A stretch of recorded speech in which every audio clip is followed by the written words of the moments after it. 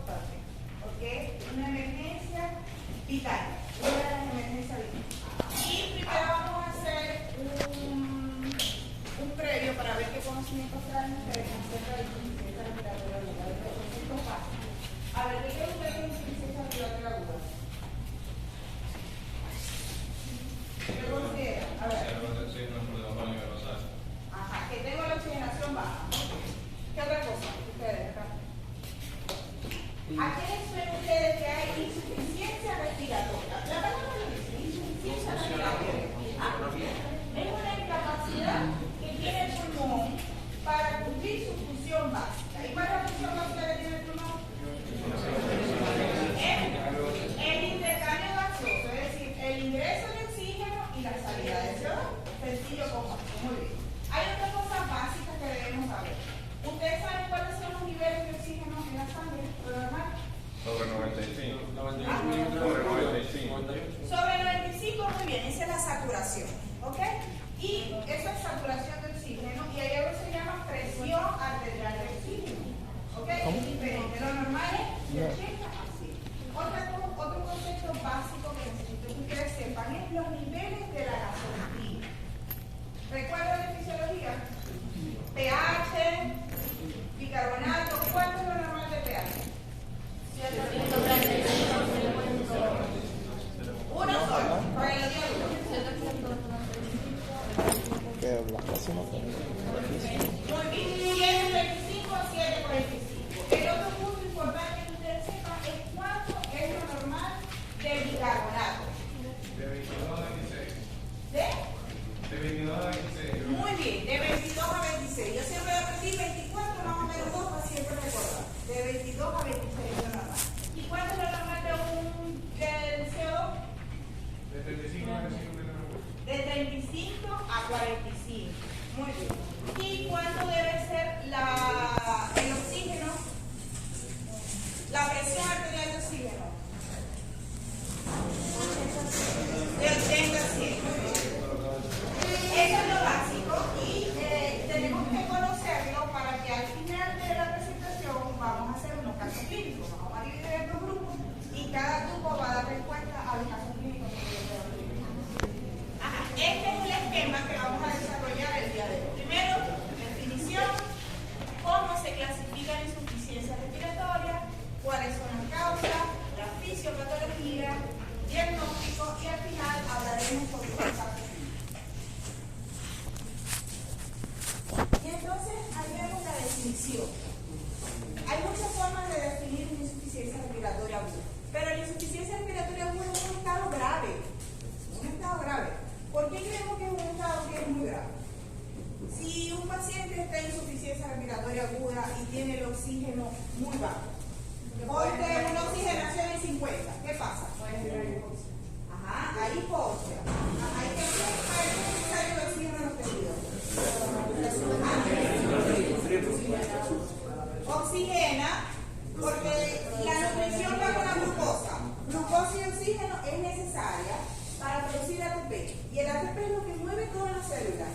Entonces, si yo no tengo oxígeno, no se va a grabar la reacción. ¿Y qué va a pasar en la célula?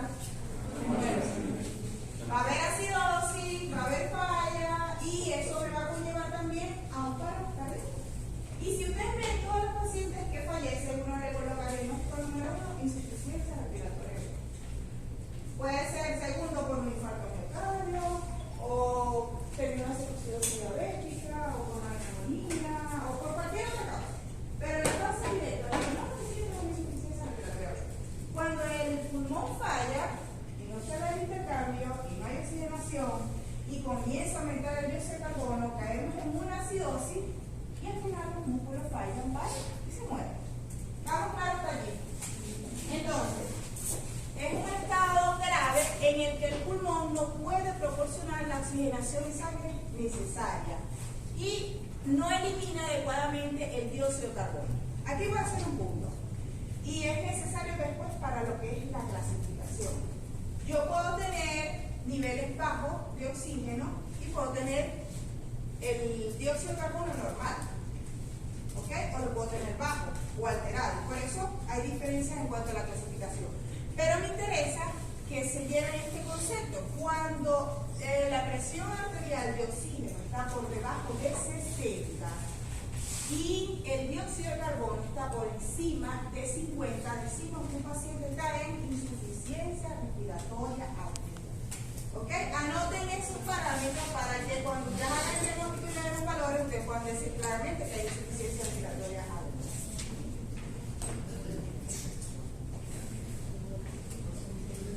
Entonces, hay un intercambio de gases inadecuado debido a que algo está funcionando mal. ¿Qué puede estar funcionando mal? Puede estar obstruida la vía aérea. Si yo tengo obstrucción por un cuerpo extraño, no hay pase de aire, voy a tener la obstrucción del paso. Obviamente el oxígeno no va a llegar y no se va a dar el intercambio. ¿Okay? O puede que yo tenga a nivel del pulmón, tenga edema del pulmón o tenga una neumonía y eso me va a impedir el intercambio oxígeno-CO2. Como ven acá, fíjense que en esta área de acá, ¿qué tenemos aquí? ¿Qué creen ustedes que está sucediendo? Esto es la vía aérea, por donde ingresa el aire. ¿Qué está pasando ahí? Esto es ruido.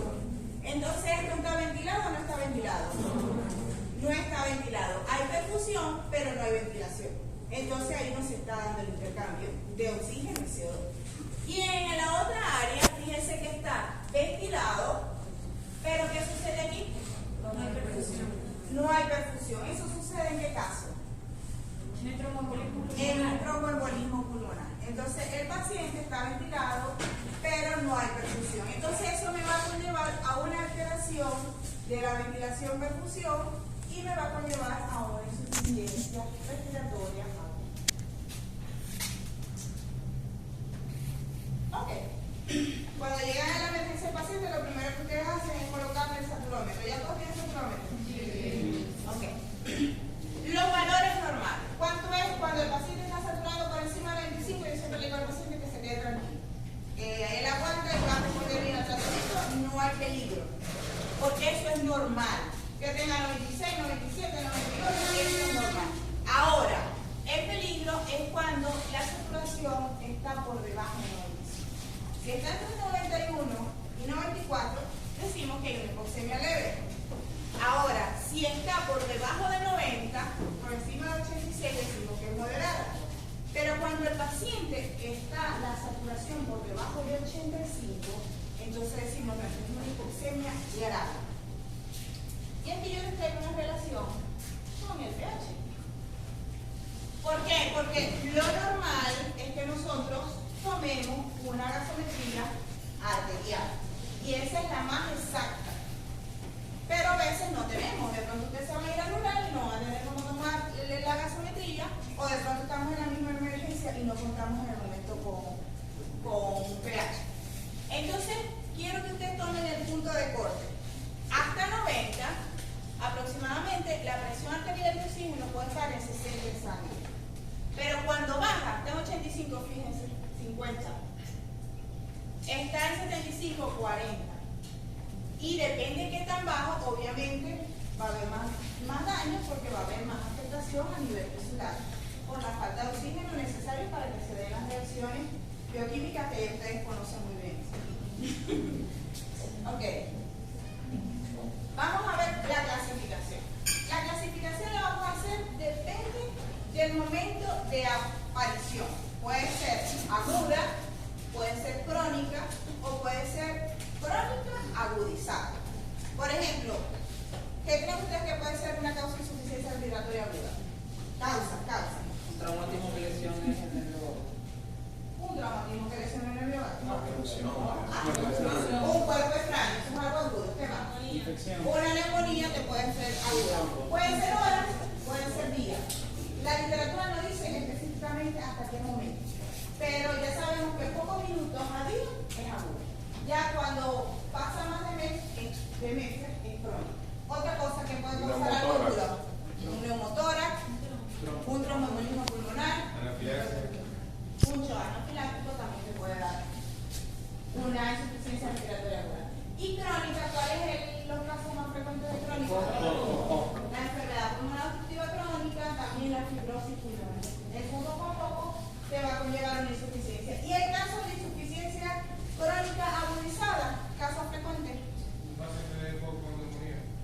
Un paciente con EPOC exacerbado con una neumonía es una causa frecuente de una insuficiencia respiratoria crónica reagudizada.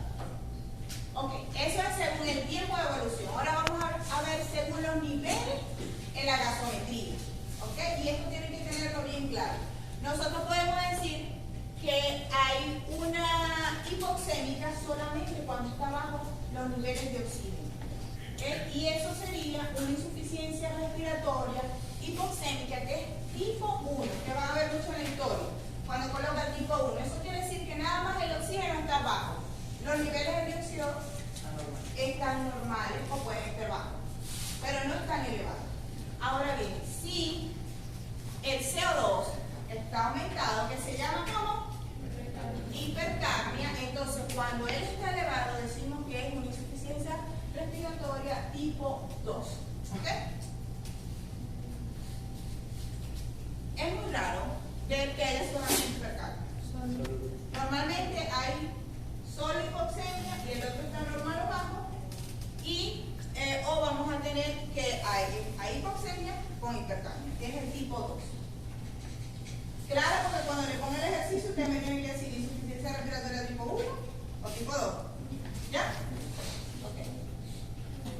Según la severidad. Según la severidad la vamos a clasificar en leve, moderado o severo. Y ahí es otro concepto que de pronto es nuevo para ustedes.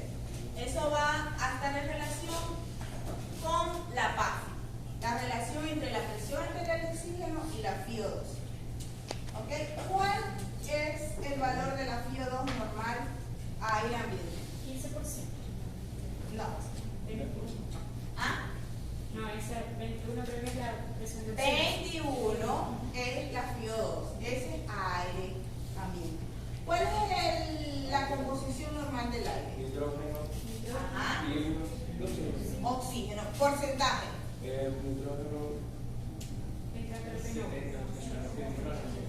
No, La la mayoría es nitrógeno. Si es 21, el otro Ajá, la mayoría mayoría. La mayoría es nitrógeno y un poco porcentaje es oxígeno y hay otro cáncer pero representa menos de 1%. Ok, entonces cuando esto depende del valor, cuando está menos de 100, cuando la relación no da menos de 100 decimos que es grave o severo. Ok, ¿y cómo hacemos? Nosotros tenemos que saber qué presión arterial, qué FiO2 estamos suministrando para poder hacer la relación. La presión arterial de oxígeno, ¿qué no entendemos? A ver. Pregunta, dale, la FiO2. No me quedó claro. O sea, la FiO2 es la fracción inspirada de oxígeno. Ajá. Esa es fracción inspirada. Si no tiene que pregunta, no regresamos. Es la fracción inspirada de oxígeno. Entonces, aquí ambiente, aire ambiente, es de 21. Ahora es diferente si ustedes están colocando el oxígeno con un catéter. Por esta vamos a ver la relación. ¿Cuánto nos puede llegar la FiO2 con catéter? Porque no vamos a llegar con catéter a un 100% de FiO2. No es lo mismo colocar una mascarilla con reservorio. La FiO2 ahí la estamos aumentando. Entonces ustedes tienen que saber la relación para que ustedes puedan sacar esta cuenta. Porque si no, no van a saber. Ok, entonces cuando nosotros hacemos la relación entre lo que es la presión arterial de oxígeno y la FiO2, vamos a ver. Si nos da 201 a 300 es leve, si nos da entre 101 y 200 es moderado, y si nos da por debajo de 100 es severo. Los míos no tengo, porque yo siempre lo pregunté en el examen. Eso es lo mismo que los criterios que se preguntan mucho en revistas de Berlín.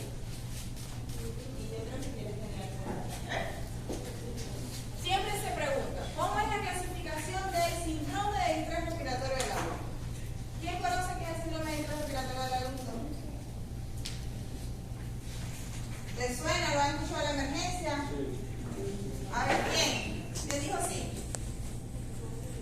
O sea, si me suena el Miren, yo siempre lo he definido así sencillito. Un síndrome de distrés respiratorio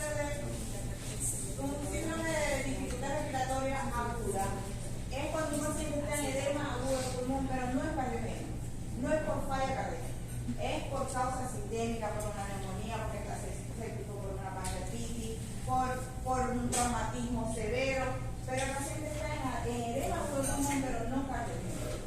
Esos son los criterios de Berlín, que es lo mismo que les estoy diciendo, ¿ok? Y aquí yo les había colocado el componente normal, cuánto es la fracción inspirada de oxígeno. Fíjense que la composición es 78% nitrógeno y solamente 20.9% en oxígeno. Lo normal de la presión arterial de oxígeno de 80 a 100.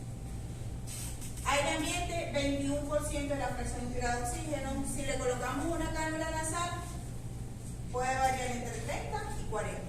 Si colocamos una mascarilla facial simple, de entre 35 a 60, sería la fracción inspirada de oxígeno aproximadamente que le estamos colocando al paciente. ¿Okay? Y si administramos una mascarilla con reservorio, hasta un 60% le podemos dar.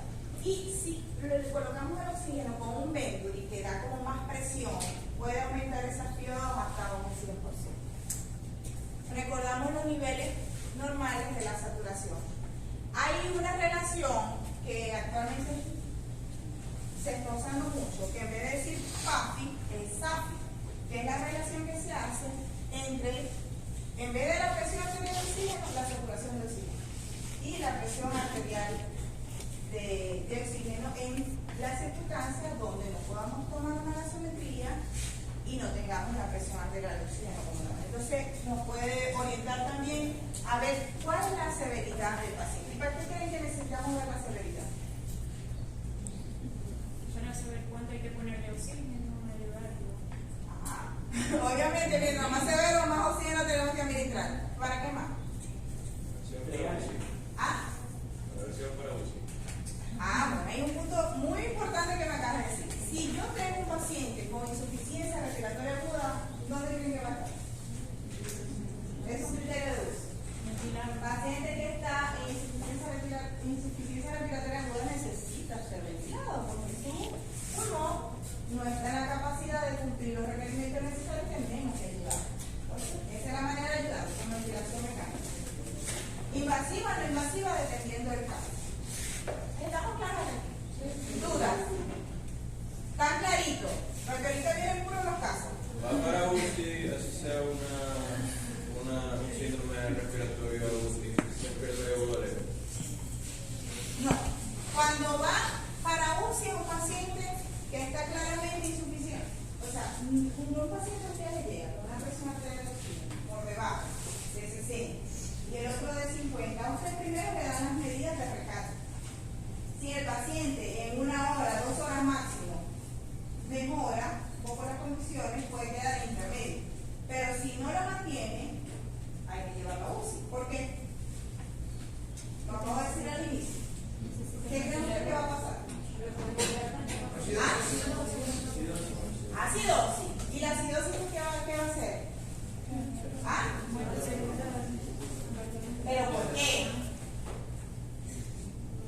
Porque no se van a dar las funciones fisiológicas normales. El tejido muscular no va a trabajar bien y va a fallar y se va a parar y vamos a tener un paro cardíaco. De acidosis, al final, me va a llevar a un paro cardíaco.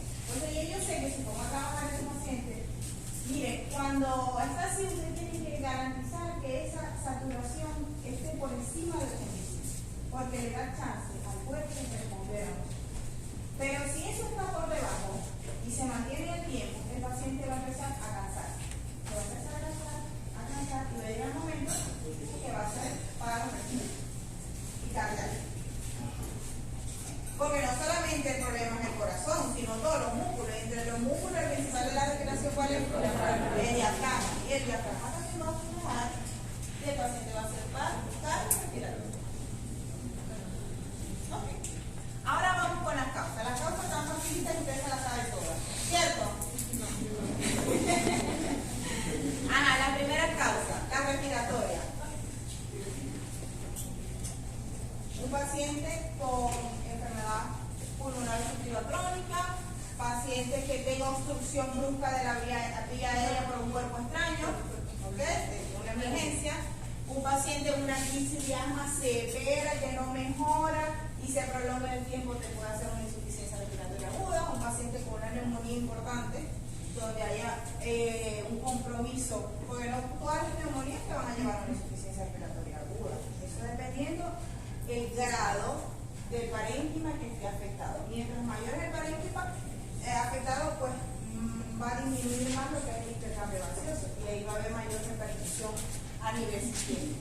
Y un paciente con un síndrome, yo le llamo síndrome respiratorio del adulto, que es el que le acabo de decir. Ajá, que se usa los criterios de Berlín para hacer el diagnóstico, pero ¿qué significa? No, cardiogénico, edema agudo de pulmón, ¿no viste? Muy bien. Yo noto el delegado como que está perdido. A ver. ¿Estamos bien? Allá ustedes atrás que están calladitos, después voy con usted a preguntarle. Ajá. Las causas cardiovasculares, principalmente y muy frecuentes, un paciente que les llega en edema agudo de pulmón. ¿Por qué un paciente que me llegue con edema agudo de pulmón cardiogénico me hace una insuficiencia respiratoria aguda? Sencillito. Porque un paciente que llega con una crisis hipertensiva me puede hacer un edema agudo de pulmón. El líquido que va a estar trabajando no va a dar permitir el intercambio gaseoso. El líquido no va a permitir el intercambio gaseoso y voy a tener una alteración de qué? De la relación ventilación-perfusión. Muy bien. Por eso el paciente va a hacer mientras el embolismo pulmonar, lo dijimos ahorita, ¿qué pasa? Obstrucción y ese alveolo va a estar ventilado, pero no va a estar perfundido y obviamente va a aumentar el chute. Más adelante voy a decir, aunque ya saben, ¿verdad? Muy bien. Volando, rapidito vamos a terminar la vida de neumo. Un paciente con algún problema neuromuscular. Paciente con miastenia gravis, que ya lo vieron porque los de la doctora Nora también comienzan con neurológico. Sí, ¿verdad? Paciente con Guillain-Barré. ¿Por qué? Se paraliza por el diafragma.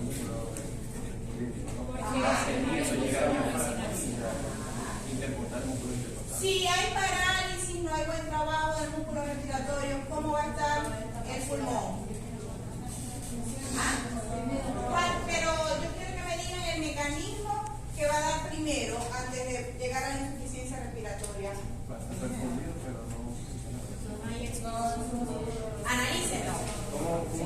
¿Qué le pasa al paciente con alteraciones neurológicas? Recuerden que ellos es el que da la referencia para que el músculo se contraiga, porque también puede ser un paciente con botulismo, también puede ser un paciente que tenga cualquiera de las enfermedades de la placa neuromuscular. ¿Okay? Todos me van a pensar. ¿Qué pasa en el músculo? No se contrae. Si mi músculo respiratorio no se contrae, y el paciente va a estar hipoventilado, muy bajito. Y ahí si el paciente está hipoventilado, ¿qué va a pasar? Disminuye el entrada de oxígeno, pero también aumenta el dióxido. Lo principal para mantener el CO es la respiración, el aumento. Y si no, entonces él va a aumentar el aumento. Ok. ¿Qué otras causas tenemos? Las que ya dijimos, las neurológicas. Todo lo que me deprime el centro respiratorio, afectación a nivel de tallo, traumatismos, accidentes, traumatismo craneoencefálico, todo eso me puede llevar a una insuficiencia respiratoria aguda. Y las enfermedades metabólicas también me pueden conllevar. Por ejemplo, un paciente con cetocidosis puede llevar al final a una insuficiencia respiratoria aguda. Les pregunto por qué. Ajá, piensen, ¿cómo al final me puede llevar las alteraciones metabólicas? Obviamente. Hay una relación de pH y de mecanismos compensatorios. Y al final vamos a caer en una falla respiratoria. ¿Estamos claros aquí? ¿Vamos bien? Clarito, perfecto. ¿Listo tu examen después que terminemos aquí? ¿Sí o no? Sí, ¿verdad? Ok, seguimos ahora con los mecanismos fisiopatológicos que ya hemos mencionado. Y ustedes mismos me van a ir traduciendo cada una de las causas. Piensen primero, los míos. Siempre pregunto, mecanismo fisiopatológico de la insuficiencia respiratoria aguda. Tienen que nombrar los síntomas. Entonces, primero, disminución de la fracción inspirada de oxígeno. Adelantamos. ¿Dónde creen que hay disminución de la fracción inspirada de oxígeno? ¿En qué situación? ¿Ah? En incendio. Tengo poco oxígeno. ¿En otra causa? ¿Ah? La altura. La altura, muy bien. A mayor altura, nivel cantidad de oxígeno. No te están volando, muchachos. Ok, alteraciones en la ventilación. ¿En qué momento voy a tener alteraciones en la ventilación? Igualito ahorita lo vamos a detallar. ¿Ah? En el asma se puede estar afectando, pero ahorita lo dijimos. En caso de pacientes con problemas a nivel central, el paciente va a estar hipoventilado. ¿Ok? Alteración de la difusión. Ya dijimos, ¿quién es? En edema agudo de pulmón, otra causa, EPOC. En EPOC también, al final está alterado. Pacientes con enfisema, sobre todo el fibrosis va a estar alterado, la membrana está muy engrosada y la difusión pues disminuye. ¿En qué causas hay desequilibrio, ventilación, perfusión? No como base, más de lo que ya hemos nombrado. Ahorita lo nombramos. En tromboembolismo y también nombramos el otro que acabamos de decir. ¿Qué? ¿Tú dijiste? Mire, normalmente el pulmón está ventilado y está perfundido. Y eso es una relación constante. Cuando hay ventilación, pero no hay perfusión, o cuando hay perfusión y no hay ventilación, siempre va a haber una alteración en la relación. ¿Ya? Entonces, los que nombramos antes, que altera la difusión y que altera la ventilación, vamos a tener un desequilibrio entre la ventilación y la difusión. ¿Sí? ¿Allá? Ana, ¿te puedo hacer la pregunta ahorita? ¿Qué te pasa? ¿Te dio miedo? Despiértese pues. Ajá, y aumento del chum. A ver, ¿qué es el chum? Ay, si me dijeron ahorita que sabía que era el chum. Es la fracción sanguínea que no se oxigena. Ajá, es la fracción. Ajá.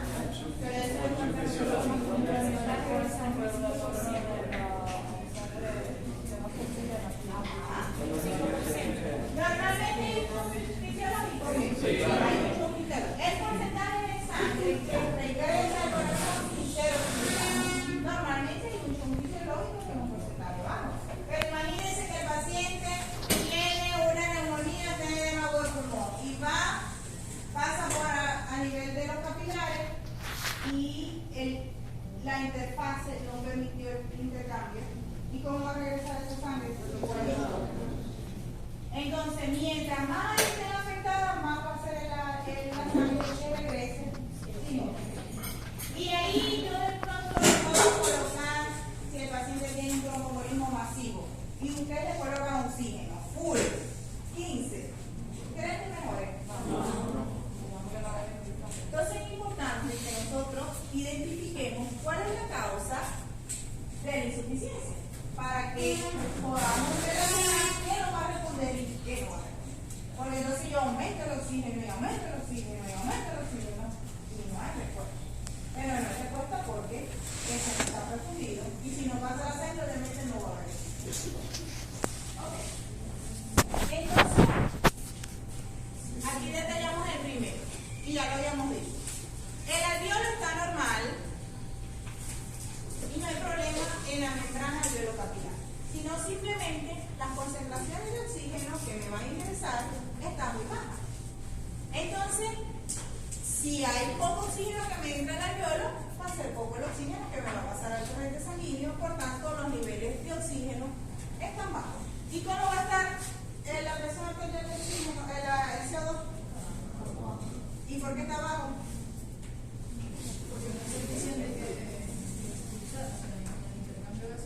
Ok.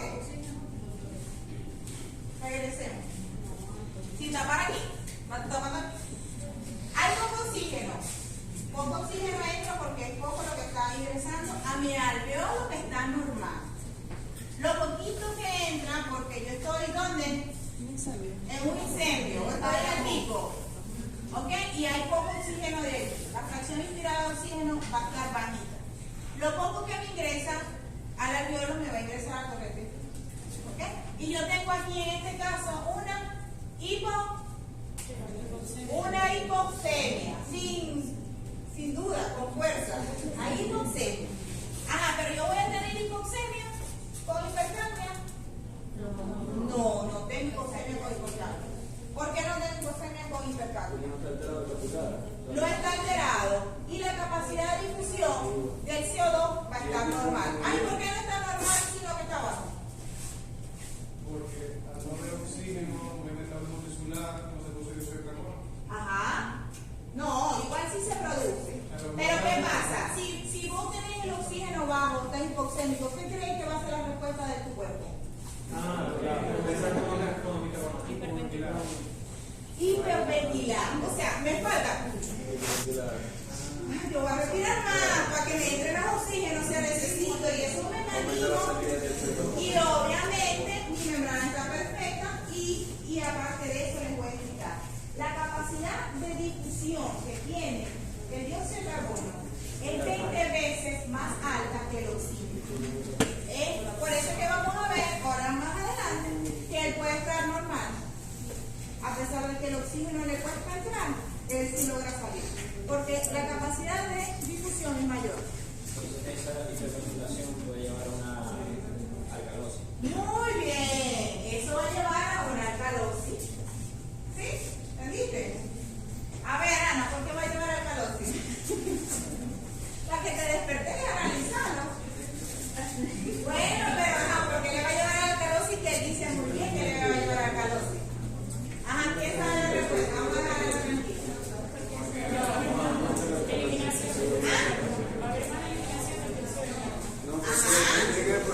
Tiene que ver con el CO2 se carga base. Una respuesta clara. Va a llevar alcalosis porque el aumento del CO2 va a hacer que la compensación sea metabólica para que haya mayor absorción y producción de bicarbonato. No. Va a llevar alcalosis porque va a haber menos disociación del CO2 porque el CO2 se va a estar eliminando y el CO2 es un compuesto ácido. Entonces, por ejemplo, en vez de formar hidrógeno, lo que va a hacer es el contrario, se va a eliminar porque eso no se va a formar. Se va a impulsar. Y entonces, ¿cómo va a ser la relación directa de el dióxido de carbono con el pH? Si la PCO2 baja, ¿ah? ¿Cómo es? Si la PCO2 baja, ¿qué le pasa al pH?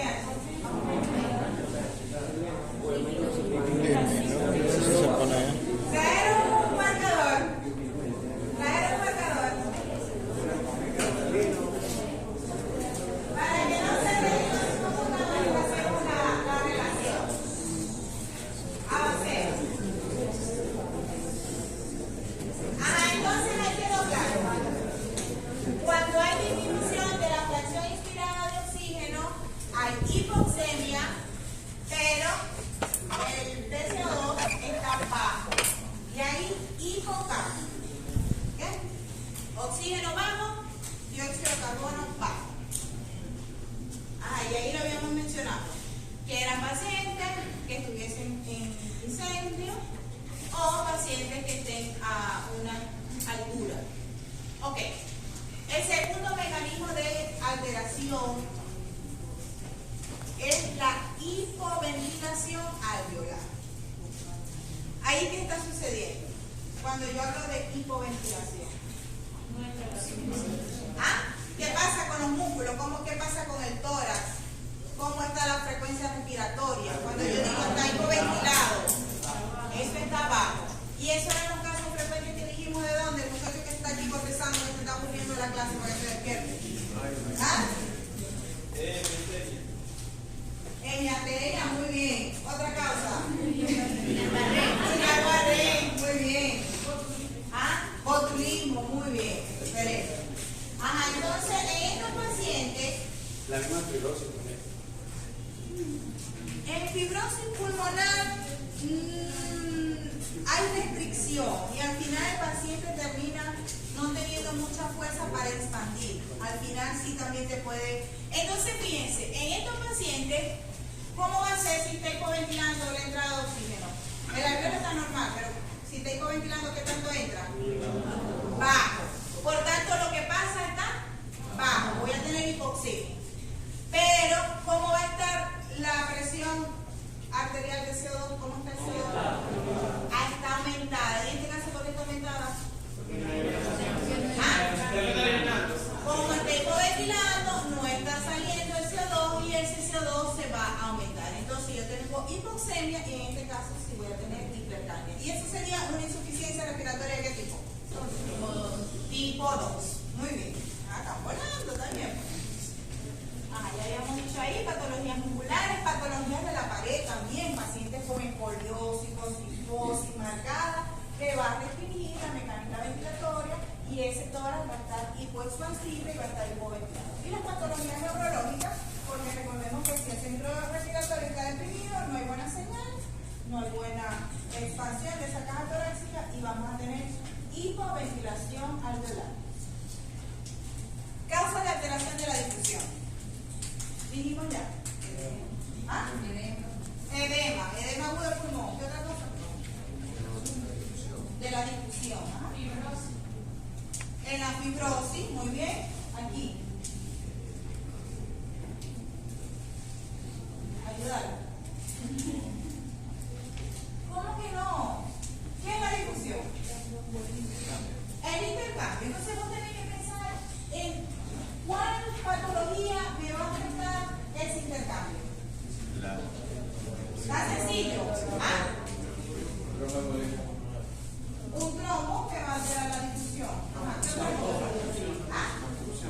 Proceso obstructivo, pero ¿de qué? Que se tiene que alterar de qué. Ya dijimos ahorita, de sangre. Entonces, un hemotórax, un sistema de pero te va a dar más bien hipoventilación, porque ahí va a haber acumulación de sangre en la pleura y va a comprimir y va a restringir de hueá. Pero entonces aquí, hemorragia alveolar, porque aquí lo que necesito es que, o sea, lo que sucede es que hay acumulación aquí, o de líquido, o de sangre, o de moco, ¿ya? Vamos a ver si cualquiera de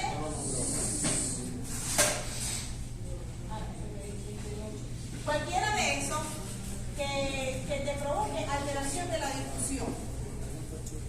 Entonces, cuando hay dificultad para el paso de oxígeno, puede tener disminución de esta sangre y si la alteración es importante, por ejemplo en la fibrosis, entonces esto también puede estar disminuido.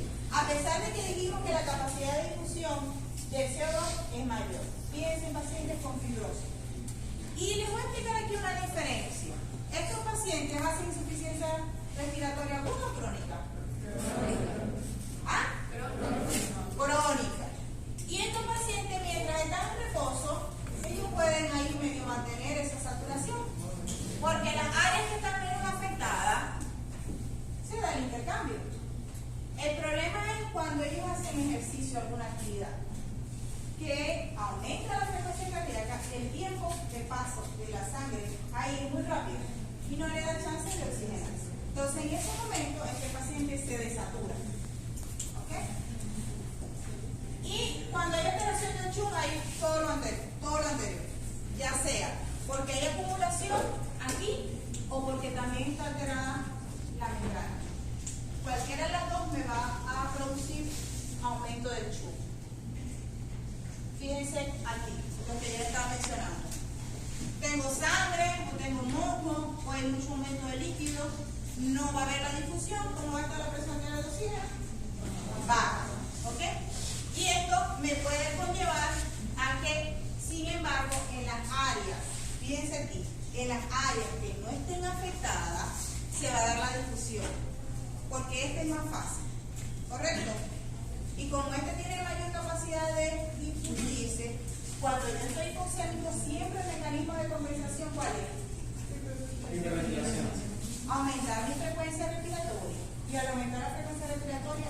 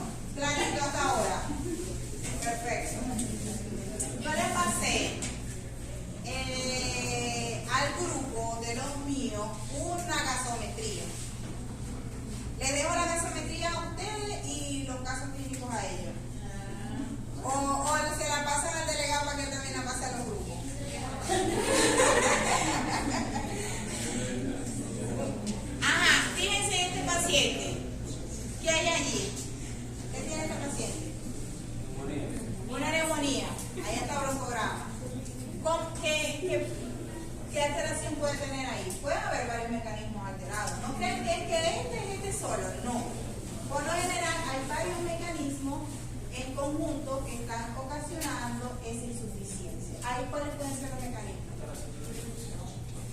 Alteración de la difusión. Okay. ¿Qué otra cosa puede estar ahí? Si está alterada la difusión, ¿qué otra cosa puede estar alterada? ¿Ah? Aumento del zoom. Muy bien. Entonces está alterado la difusión y va a aumentarse el zoom. Perfecto.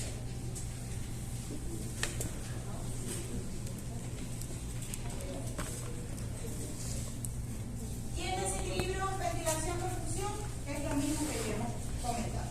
¿Ya? Ya ese está clarito. O ya sea porque hay obstrucción o porque el paciente esté ventilado, pero no está funcionando. En el tromboembolismo, aquí en causas de hemorragia, en causas de neumonía, en causas de edema agudo de pulmón, etcétera, etcétera. Y por aquí les traigo un resumen de cómo está cada una de las alteraciones de los mecanismos fisiopatológicos, cómo está la presión, la PCO2, cómo está el gradiente y si van a tener respuesta o no. Fíjense que prácticamente todos responden, excepto en el CHUM. Repitiendo, ¿cuál es el que menos va a tener respuesta cuando hay CHUM? Aumento de CHUM. El que menos va a responder al oxígeno. El que lo dijimos. ¿Cuál es el paciente donde está el CHUM aumentado?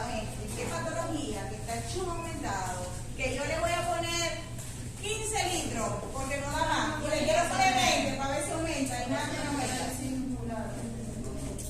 Bueno, si el paciente está en tromboembolismo pulmonar. Muy bien.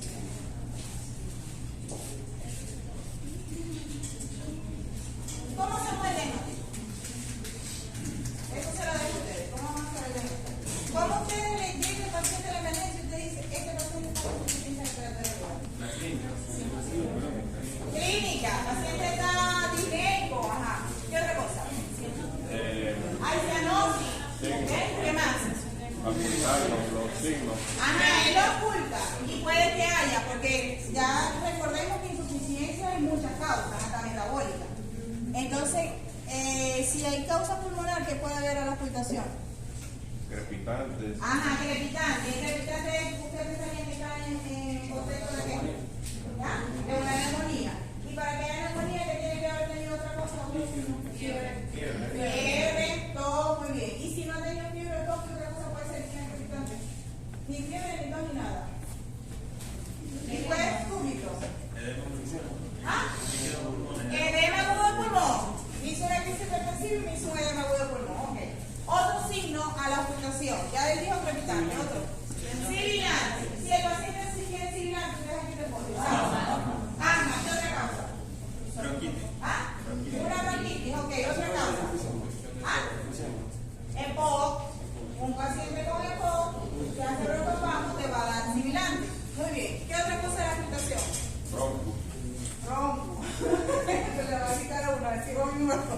Porque rompo es muy variable, pero sobre todo, si hay sibilantes y ustedes dicen hay obstrucción, hay disminución del flujo aéreo, ¿ok? Y si hay crepitante, hay acumulación o de líquido o de pus que me está alterando, ¿qué? La difusión. ¿Sí? Muy bien. Ajá. Entonces, ustedes por clínica, ustedes dicen, este paciente está en insuficiencia respiratoria. ¿Cómo lo van a confirmar? ¿Qué hacen en la emergencia de una vez? ¿Ah? Le hacen una gasometría, pero no tienen gasometría, otra alternativa. Se mide la saturación. ¿Y qué es lo que tiene que dar la saturación para que usted diga sí, es verdad? Una sola. Hipoxemia, pero ¿cuánto de esa saturación para que usted diga, verdad? La insuficiencia. Déjenlo a él. ¿Me va a 75 no digo? 85. Ya cuando está por debajo de 85, ya cuando está por debajo de 95 es leve. Si está entre 90 y qué? Y 86, 85, ya está moderado. Pero si está por debajo de 85, es grave. Muy bien. Ajá. Usted le hicieron la saturación y le hacen una gasometría. Usted no tomó pH, los demás sí lo guardan. Pero han visto cómo toman el pH, ¿correcto? Ajá.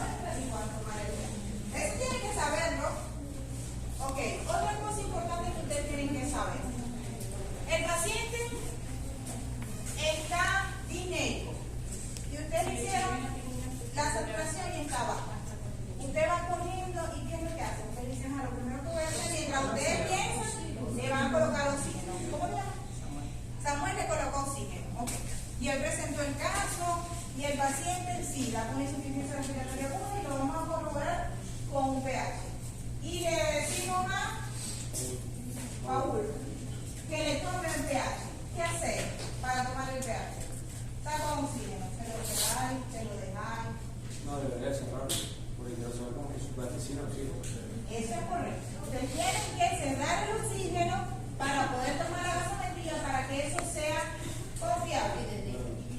Profe, ¿y cuánto tiempo debería estar sin oxígeno para...? Bueno, ahí no nos podemos inventar mucho, porque si el paciente está en insuficiencia, la vamos a poner, no vamos a esperar 20 minutos, 15 minutos, cuando mucho, 2 o 3 minutos, y si el paciente no lo tolera, porque si el paciente no lo tolera, ¿qué debemos hacer? Se lo tomamos con oxígeno, pero tenemos que escribirle pH tomado con oxígeno, para que el que lo va a examinar sepa que está así porque tiene oxígeno. ¿Ya? ¿Y qué otra cosa pueden hacer? Ajá.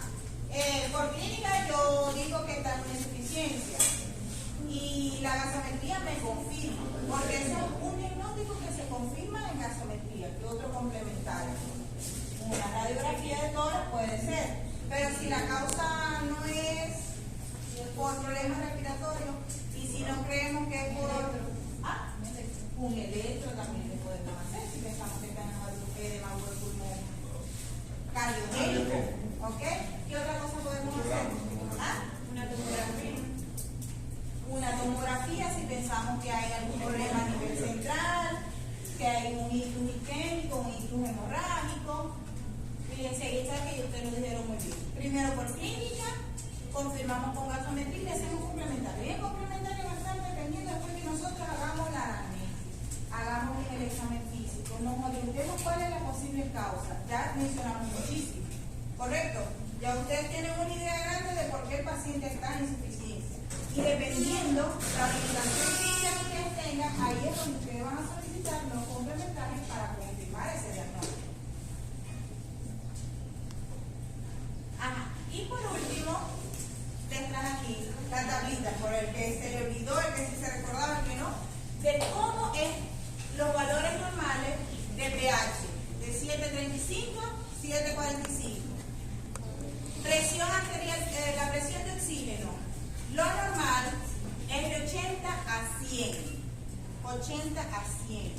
Si el paciente está entre 80 y 60, nosotros decimos que está hipoxemia. Pero si está por debajo de 60, decimos que está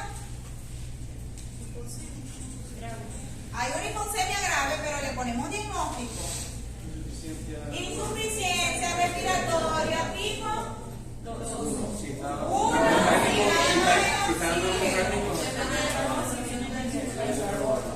pero por eso, 1 si nada más es el oxígeno. Pero si el dióxido de carbono alterado, aumentado, entonces tipo muy bien.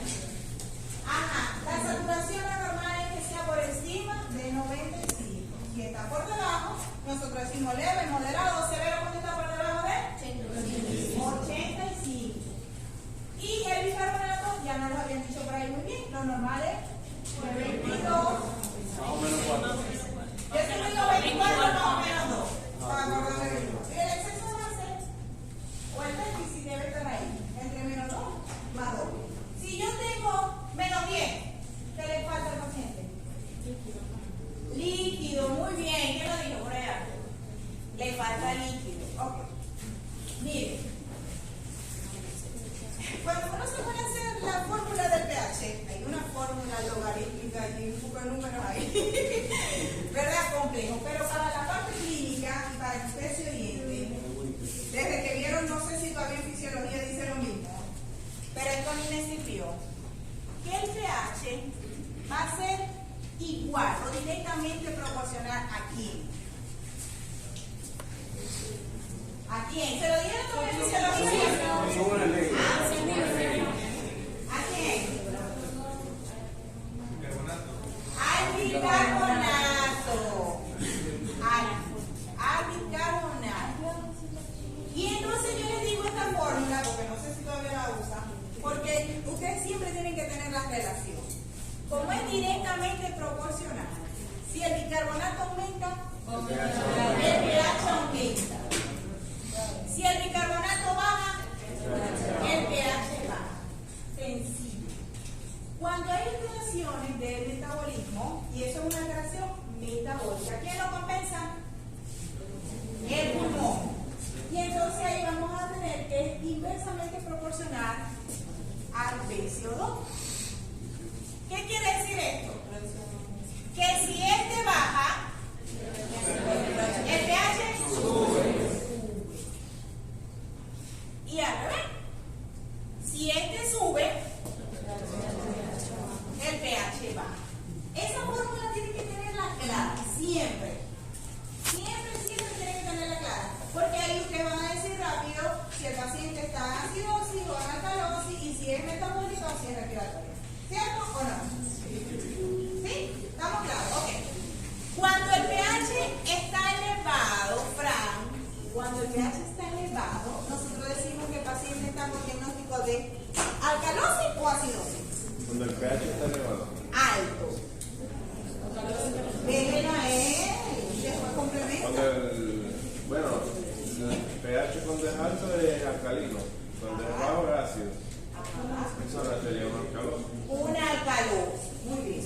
Y si el pH está bajo, decimos que estamos en acidosis. Ahora, hay que ponerle la película. Cuando ponemos la película, si es metabólica o es respiratoria. Y si está normal y esto está alterado, si está compensado. ¿Y quién no está compensando? Ahí es donde viene. A ver si hay mixta. Y si hay mixta. Muy bien. El mixta te lo va a poner a un poco de versión.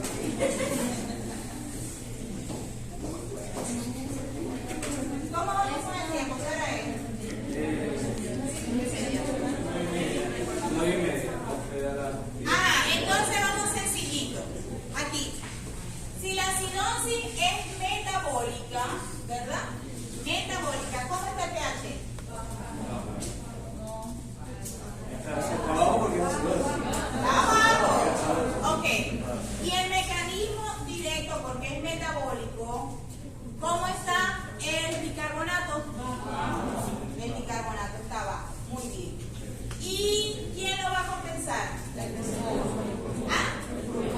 El pulmón.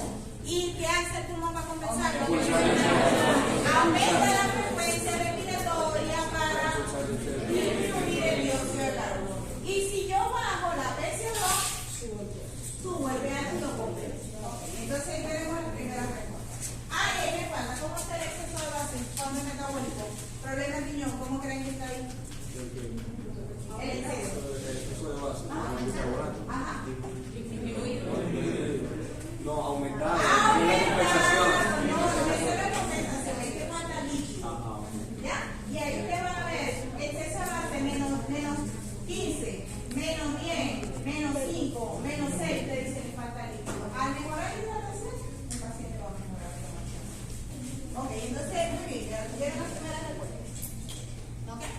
Ahora, cuando la acidosis es respiratoria, vamos a la fórmula. Acidosis respiratoria. La causa es el pulmón.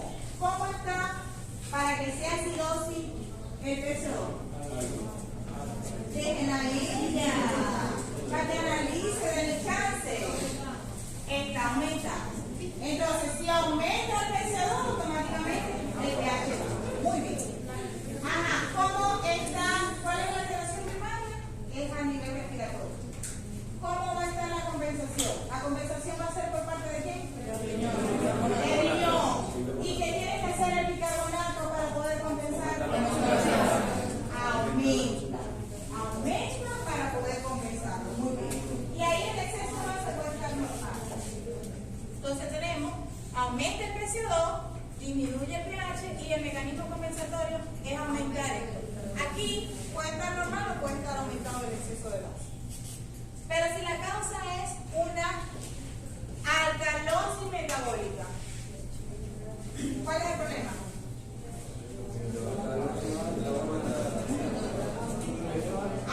Alcalosis, aumenta el pH, muy bien, José, aumenta el pH, muy bien, aumenta el pH, entonces yo digo que es una alcalosis. Pero yo digo que la alcalosis es metabólica, ¿cómo está el bicarbonato?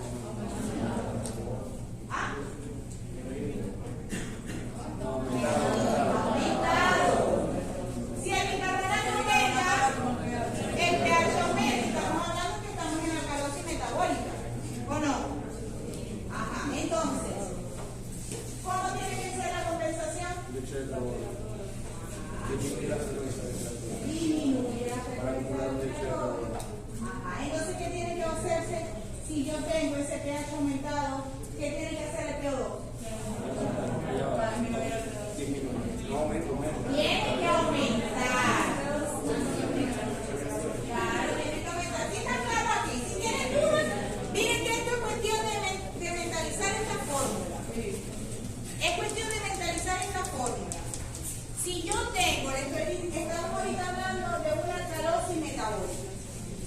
digo pH alto porque esto está alto.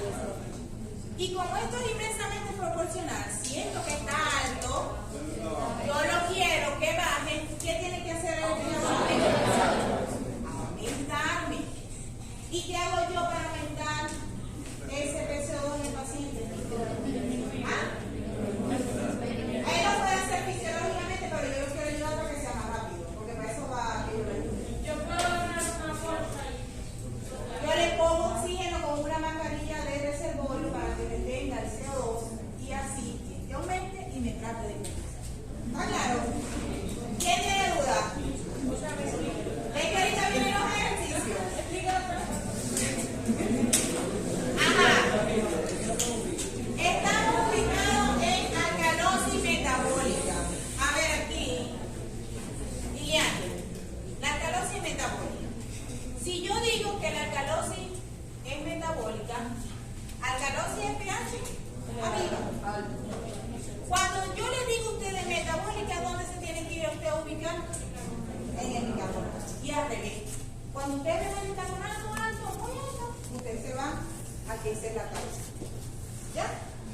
Muy bien. Entonces, si yo tengo el bicarbonato alto, él me va a subir el pH. Yo tengo una alcalosis metabólica. Para que esto baje, yo lo tengo que compensar con miel. Y este es inversamente proporcional a este. Es decir, si este aumenta, logro bajarlo. Si este baja, este sube. Porque es inversamente proporcional. Esa es la fórmula que usted tiene que tener en la mente. Entonces, si yo lo aumento, con este aumento que hago, ¿qué debería ser el pH? Baja. Y así yo lo compenso. ¿Correcto? ¿Sí está claro? Sí. Avanzamos entonces. Cuando la alcalosis es respiratoria, ¿cómo está el PCO2? Y ahí lo avanzamos. Bajo. PCO2 bajo, pH sube. Eso es muy frecuente. Y normalmente el paciente cuando llega en la primera fase siempre está en alcalosis respiratoria, porque ese es el mecanismo de compensar la hipoxemia. Él ve que el oxígeno está bajo y aumenta la frecuencia respiratoria para ver si entra más oxígeno en su cuerpo y de una vez baja todo el CO2. Hiperventila. Pero después, cuando eso se mantiene ¿qué pasa? No se va la acidosis. Yo empiezo con alcalosis, lo bajo, pero en la medida que no se compensa, ¿verdad? Y no se compensa, comienza a deteriorarse ese mecanismo que yo tengo y el paciente comienza a cansarse. Y a cansarse, porque eso comienza más bien, y empieza a disminuir la eliminación. Y al disminuir la eliminación, ¿qué pasa con él? Se aumenta y me hace acidosis respiratoria, que es la que al final me va a llevar a la insuficiencia y paro. ¿Sí o no? Sí. A ver, ¿entendiste? ¿Segura? ¿Cuál es la duda? O sea, sí entiendo cómo lo compensa, pero la parte de clasificarlo es lo que más Ok, dijimos que íbamos a clasificar, bueno, ya ahorita vayamos a esa parte del resumen. Usted mismo da el resumen de todo lo que discutimos, hasta después de llegar a la parte. Pero, te lo recuerdo, dijimos que lo íbamos a clasificar según el tiempo de aparición, ¿verdad? Después dijimos que lo clasificamos también según los niveles de la gasometría. Y ahí es donde yo estoy en el punto. Al principio hacemos tipo 1, que solamente hay hipoxemia, pero cuando es hipoxemia se mantiene el tiempo, avanza al tipo 2. Porque entonces tenemos hipoxemia con hipercalcio.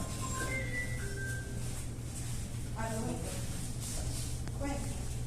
¿Aló? ¿Aló? Ajá.